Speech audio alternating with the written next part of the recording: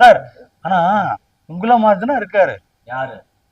AR Rahman. தேனிசி தென்றல் தேவாவா? சரி. சல்லமியா என்னுடைய அதெல்லாம் ஒரு பாட்டு என்று நீங்கள் கூறிக்கொண்டிருக்கிறீர்கள். பாரு. சொல்லாதீங்க, கழுவி வச்சிருவானுங்க. இதே வேலையா போச்சு, நம்ம என்ன பண்ண முடியும்?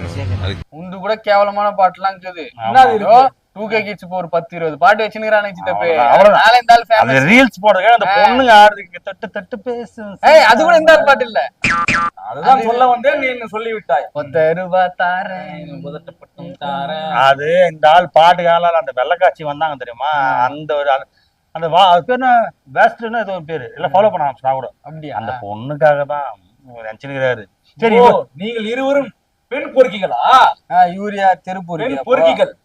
சரி, நீங்கள் நான் பொறுக்கிகள். ஓகே, உனக்கு கதையை பாட்டு எழுதி கொடுக்குறாரு கவி பேரரசு. அவர் யாருப்பா? ஷாம்பு வாங்கிட்டு போனாரு.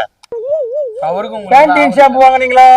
அது நீங்கள் அவரை தான் கேட்க வேண்டும், என்ன ஏன் கேட்கிறீங்க? வரேன், முதல்ல இங்க இருந்து புஷ்டு வரேன். சரி, இதெல்லாம் ஓகே. ஒண்ணு இந்த விட மனுச்சு விடலாம், பரவாயில்லப்பா. இந்த ஒரு தம்பி ஒருத்தருக்கா தெரியும். ஐயோ அவனா வணக்கம் வணக்கம் வணக்கம் வணக்கம் வணக்கம் வணக்கம் வணக்கம். அந்த வணக்கமே 30,000 சொல்லுவான்பா. நானும் மெமிக்ரி பண்ணி சார். ரெண்டு பேருக்கும் மெமிக்ரி வரல.